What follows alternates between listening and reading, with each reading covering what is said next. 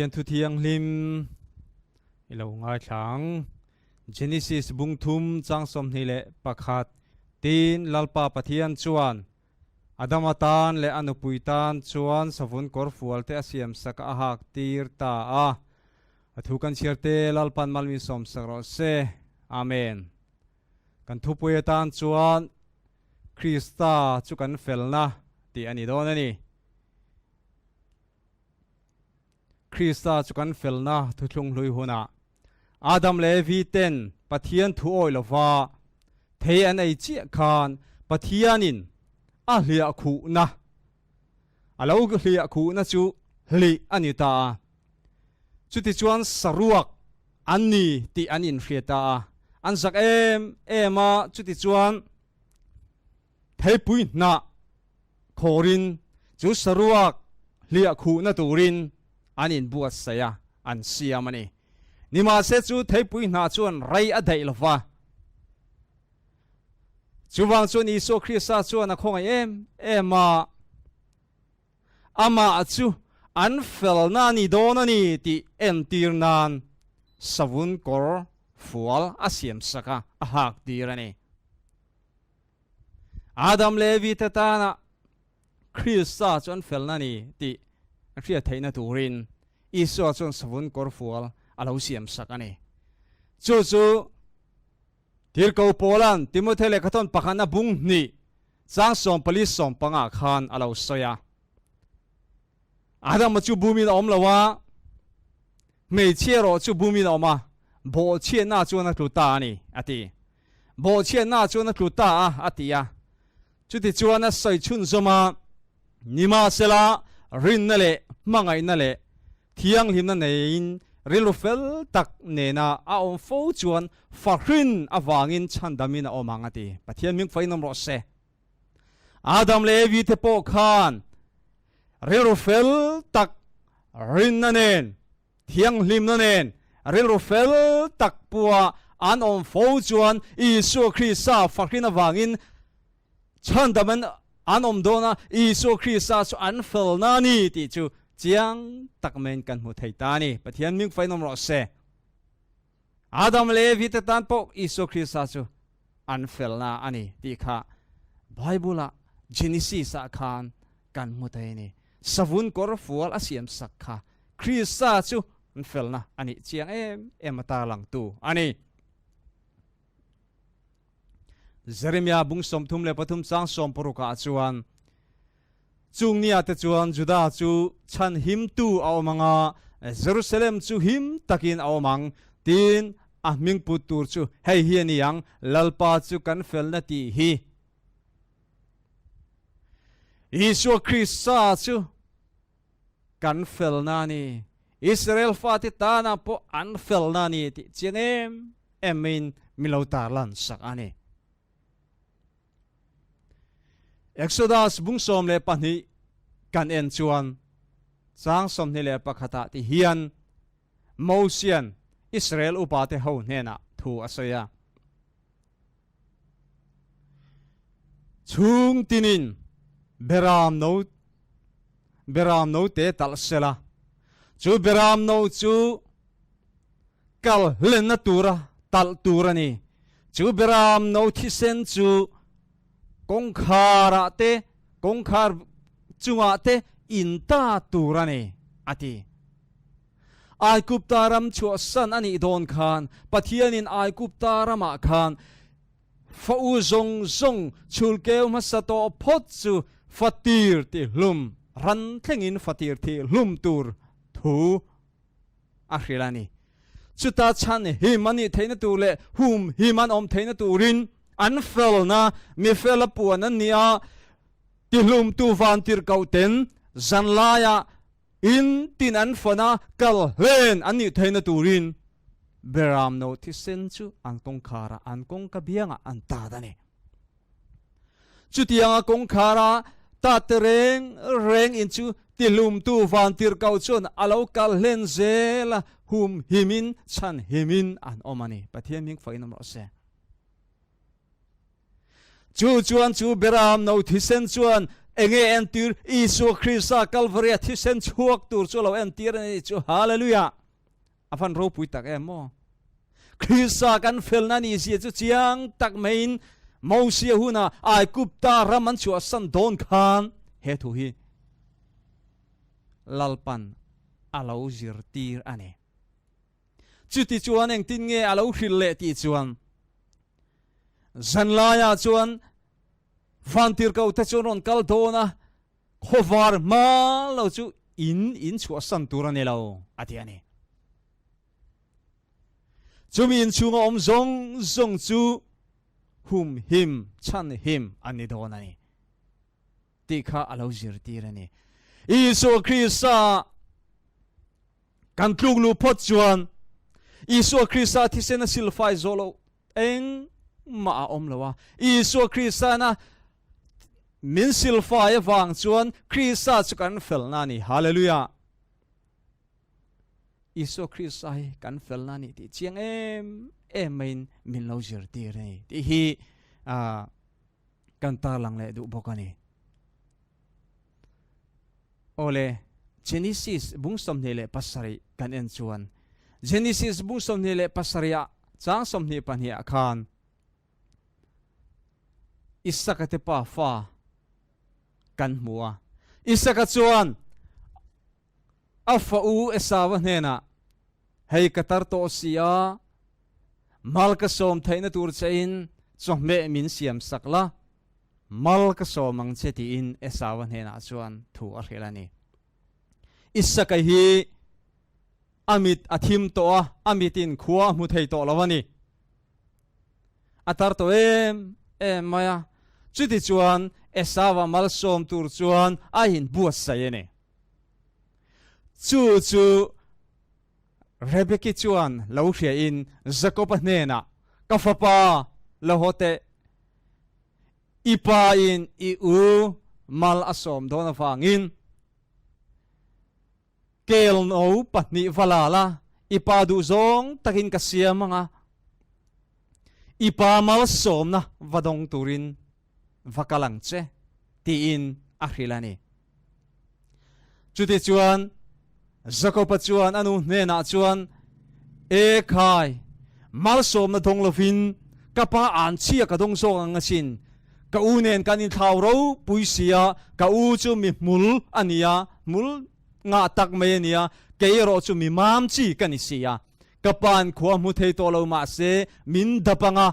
mal som na dong lovin an chia ka dong anga ti boral an chia mo ka dong mai angasin ti in anu nena alo sai ni nima sela anu chuan ka thu ang chun ti mai ro ian chedon tur chu ka dong ang krem karot fel toni ti in alpha pa chu atir chuak ta Jacob chuan kel no pani chola anu chuan an han buat saya isakan alo dapa esawa moti theina turin akuta te chuan kel no mul an pu alim mula chu an tha kel no an tha mula chu a bel saka a oma te ngonga te a bel saka ne chuti chuan esawas kor avala a hak tir bokani ti chuan le Jacob chuan apa isaka hena chuan avakala kapa atia engeni ka fapa atia hei kapa malmin som ro le chome karon kena che atia iwa hoting ma ve ka fapa atia ipathianin malmin som ani tin Jacob chuan achang ani chuti chuan Jacob chuan isaka chuwa nai ta isaka chuan eng tin nge lauti a o chu Jacob o ani sia akute ro chu esawa kutani sia ti in isaka chuan thu aswak chuak ta ni chu ahan dab khan esawa mulkha esawa mulang kha kel no mulakha abana lo om sia angonga te o mate lo om box sia ro chu hei thei ro lovin Jacob o ani ti chu achiang em mai ni isaka chuan nima sela chu kel no mulavang chuan Isaka chuan mal asom ta ni kafapa min han fop te atia Jacob chuan Isaka chuan fopa Isaka chuan eng tin nge ti kafaparim hi lalpa mal somram rimani ti pathian ming fain ro se hallelujah kel no rim thang huam mai avun li thar awoman bel angongan bel te akutan bel te kha lalpa mal somram rimalo chang ta ni chu hallelujah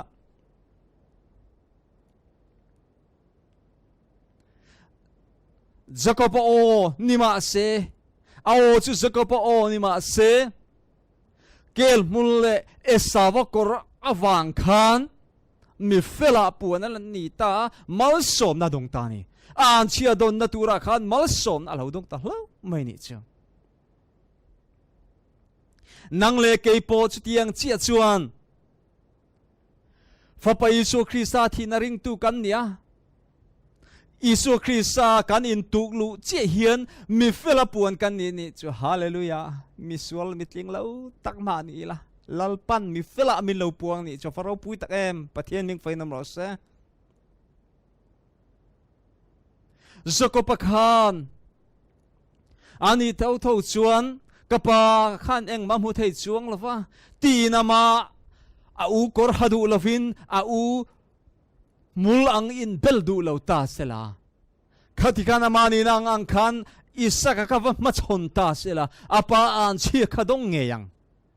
nima sela ama felna zong zong chu lipin eng mani lo ziati in ria in a u kor chu ha tom takin a u kor chu ha in kel no mul nem tak me chu in belin apa ava ma chon ta ka khan apa mal som na dong ani chutiang chia chuan nang le ke po hian Isu ne na kan thluk lu phot chuan Isu lalpa min tran puiro ti kan thluk lu phot chuan Isu Christian min dau din hli apa ma Jehovah chuan min dau din hli ta mi fela puan kan lo ni ta ni chu van ro pui tak em mo thu thung lui huna Krista kan Felna ni si chiang tak men mu tur atamem em maya chung zinga chuan tlem zong kan en chho zelanga Joshua bung som ni kan en chuan pathianin Joshua hena Moses hena kalau soi to ang khan Israel khate hena in hum him na khua siam ro ti in alo filani in hum him na khuai siamanga chuda chuan mi an tlan lu in hum himin an om don ani atiani hei hi engwange siam tir ti chuan Israel te hun lai khan mi tual that tu chu an that ve thin ani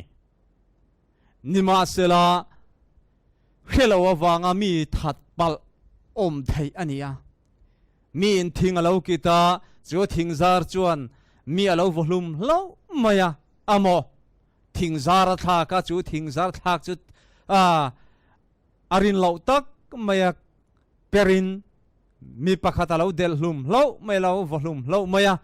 chung mi te ta na chuan tual that pal te ta na in hum him na khwa siam sak turin alo ti ani chung tual that pal te chuan antla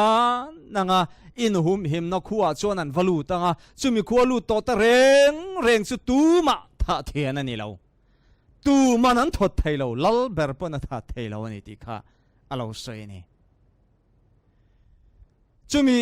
tual that tu chuan chu in hum him na khuwa chuan a om chung chuan hum him in om do nai ti kha alo zir tir ni chu chuan a nge en tir nang le ke mi sual chuan Isu Krista hena kan thluk lu in Isu lalpa min tran puiro tiak Isu hena kan thluk lu che hian Krista Felna hlia khu kan nia misual ni maila mi fela puan kan lo ni ta ni chu hallelujah afarau puitak emo chu thu hlung lui hun lai po khan Krista kan fel na ni zian lo en tir ta ni chu misual chu na tla na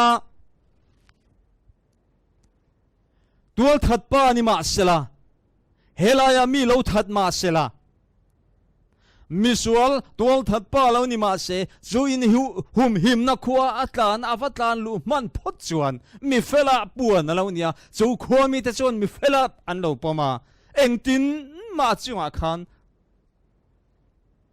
kut an lek ngai lawani chu Isu Krista kan felani chia entirna tarlan na ro pui tak mai ni Jeremia chuan bung som thum le pakhat chang kwa chuan mituine na lo kalanga thamuang takin an hoanga ti hallelujah samsom ngale pakhat kan en chuan Davida chuan eng tinge ti ichung chawa thil ka ti suala imin mo thil sual ka lo ti ta ati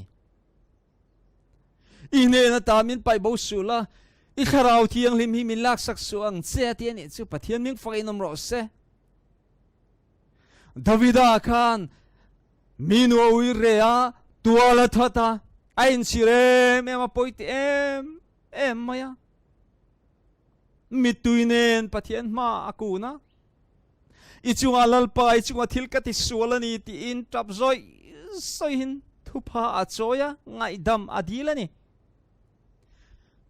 ine na tamin pai bo sula tharau thiang limin lak sak song che tin lalpa afa chu misual Davida ui repa tual that pa chu Krista tlug lu wangin Isu Krista chona fel nei na lo hlia khuta Bible kan cherin Davida chu ui repa tual that pa ti thin maila van recorda chon ui repa tual that pa ti ani to lo ni chu hallelujah pathian ming fainam ro se nangle ke misual po hi Isu Krista kan tlug lu phot chon Isu Krista fel na hlia khu kan lo ni don ta ni chu avarau pui tak em Isu Krista hi kan fel na ni unaw Isu Krista cho hi kan in hum him na kan fel na kan thiang lim na ni pathian hing fainam ro se tu thung lui huna khan chiang tak men mi lo zir tira mi lo ko mu ni Isu Krista cho ma hi kan fel na ni Isu Krista cho hi kan thiang lim na ni Isu Krista cho hi kan in hum him na ni pathian hing fainam ro se ole Krista chu kan felna tu thlung thara ti lo en leila luka bung thum chang som ni le pania tharau luka bung thum chang som ni pani tharau thiang lim chu taksapuin thu rawangin alo chuaka an chunga afuta tin vana tangin o alo chuka nangka fapadu tak ini ichunga kalom eme atia Isu Krista chunga khan Fapa Isu Krista khan zewa pathian chalom ema Isu Kristan kanta na thina atorna song sunga khan palung hi aoi tok em mai ni ti hi war takin ka soidu ani zona bung som le pali chang som pathum som pali achun ti hian alo soya tin ka mingin eng po indila piang chukati zelang pa fa pa awanga choi moyom thainan nangnin ka mingin eng po midil chuan chukati zelang ati hallelujah Isu minga kan dil to phot chu eng kim min ti sak zel don ani chu eng wange pa zewa awanga Isu Krista choi moyom thaina turani pathian mik fainam ro se Isu misual kani tia Isu ne na kan tluk lu chi hian Isu Krista chuan min lo din hlia vat ta zeo pathian ma chuan kapa kathisen na katlana ni ti in kan sual na le kan bo chen na zong song chu Isu Krista min lo hlia khu ani Adam le evite an saruak lang tur chuan saruak zamo lang tur chu savun kor fualina lia khu ang khan nangle kai kan sul na zong chu Isu Krista thina lia khu kan lo ni ta ni chu pathian ming fain mor se มาทายบุงสมนี่เลยปนิจางสมปะกตาจวนนิมาสละลาวจวนมิสมเตเอ็นตุระอาลาลุจวนอินในนับปวนสินเรามีปักขัดจุตาจวนอมัวติจวนนั่นเองนะเทียนาเองติเสียงอินในนับปวนลาวินเฮตาอิเลวกัลเลอติยาทีนันนี่จูอ่างอยเรงาอินในนับปวนลาวะลาเนนับกัลจูเองตินเงอันติเราเอ็นเลียงจังสมเลปฐุมาทีนลลจวนอโบยเตเนนะอากุดเลเกพัวรุลาปนลำที่มาไปช่วงเราจุดาจนตาเลหัดเทียละอมังอติยาอินในนับปวนสินละวะจูอินในนักกัลเวงดจูอากุดเลเกพัวเนี่ยปนลำที่มาไปช่วงเรานี่เอาเลยจุดยังเจียจวนนังเลเกฮียนคริสซาเฟลนะเตลวะคริสซามากันอินลันปะเทียนมากันอินลันจวนมีบอลโลบิสวลกันนี่นเรงมิสวลกันเนี่ยกันนี่พุงจังสวลมินี่สวลกันเนี่ยฟังอินเกมานี่เงาจวนเซลปะเทียนมาอินลันตากันเลวนี่สกปรกขันอามานี่นงดจวนอิสกามาขันอินลันเซลาอปาอันเชียบาข้าดงโดนเลวนี่จุดยังเจียจวนอุณาวนังเลเกยโปหิโมอิสุคริสต์เฟลนัเตลโลจวนปามาจวนมิสวลกันนี่ทิตากันนี่จวนจวนินอิสุคริสต์ฮิกันเฟลนันยาอิสุคริสต์ฮิกันวอนคลัดอฟันปอยโมตักทิลสวลกันเลวทิเลปัลทีนันนี่ปอยินอิสุมินไงดัมรอติยาอิสุเนนักันกุนฟ้าอฟันปอยโมตักอีส่วนเฮนักันทุกลูกฟ้าเราส่วนโมเกี่ยมานี่ไหมส่วนกันดิ่งเสาโดนแล้ววันนี้ช่วงส่วนติดเก่าพอละส่วนนี่ตินกันที่ทีนาทีค่ะนี่ตินกันเล่าสวลจู่ลัลปาอีส่วนเฮนะไงดำกันดิลฟ้าอาเฟลนะกันอินเบลกันอินทวมฟ้าอาฟันปอยหมอตักตีว่าตักินก็สวยด้วยนี่ทนนี่กอรินบุงาจากสมนิปะคตาอามาจวนปะเทียนเฟลนักันเหล่านี้เทนตูรินส่วนเร่งเฮลาจูปะเทียนินเกยมานีอวางินส่วนลาเซียมาตีปะเทียนมิงไฟยังรอเสนังเลเกยวางจวนฟ้าไปส่วนคริสต์จูส่วนลาเซียมาเหล่านี้ตาจูวางจวนเซลปะเทียนจวนอีส่วนคริสต์กัลวาริครอสอธิคันอาเราหนุชนะส่วนซงพูดตัวนี้ฟังกันกัลวาร์ครอสขายกันอมกันเจ้าปะเทียนส่วนอีส่วนคริสต์ส่วนหนุชนะอีส่วนกะปายังไงมินกัลสันอาทิตย์นี้ส่วนละเสียมันนี่รอมบุงลีจ้าสมนี่เลยปลีอาส่วนที่เฮียนอาเราเจียกเลยเกยมานี่ฟังพออินนี่อีส่วนกันลัลปามิทิจิงตากายทาวตูจูริงตูกันเนียกันรินนะจูเฟลนารูดอันนี้โดนตีฮาเลลูยากันรินนะจูเฟลนารูดอันนี้โดนอันนี้จูปะเทียนมิงไฟน้ำรอเส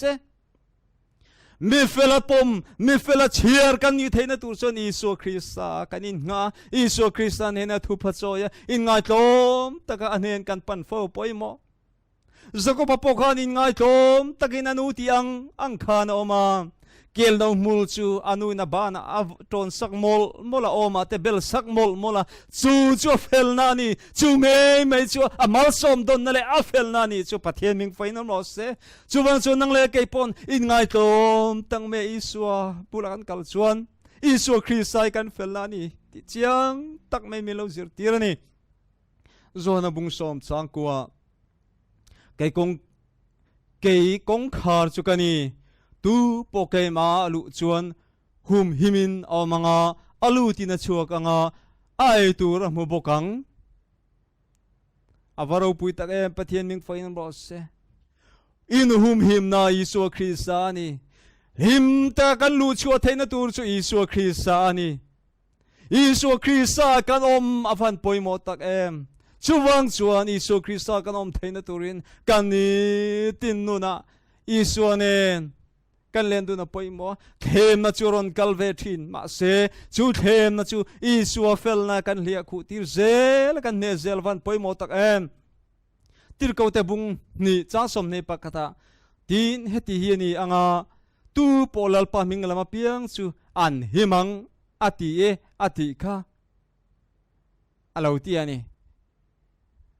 chawang chuan unaw Isu Krista hi kan Felna ni thulung lui huna po Isu Krista chuan Felna ni keini huna po Isu Krista chau hi kan Felna ni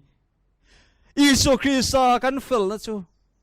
Isu Krista Felna chu kan lo in thuam zel the kan ni tinuna Krista kan Felna ti nei tu le in thuam zel tu kan lo ni theu thaina turin kan thu soite lalpan malmi som sakro se amen.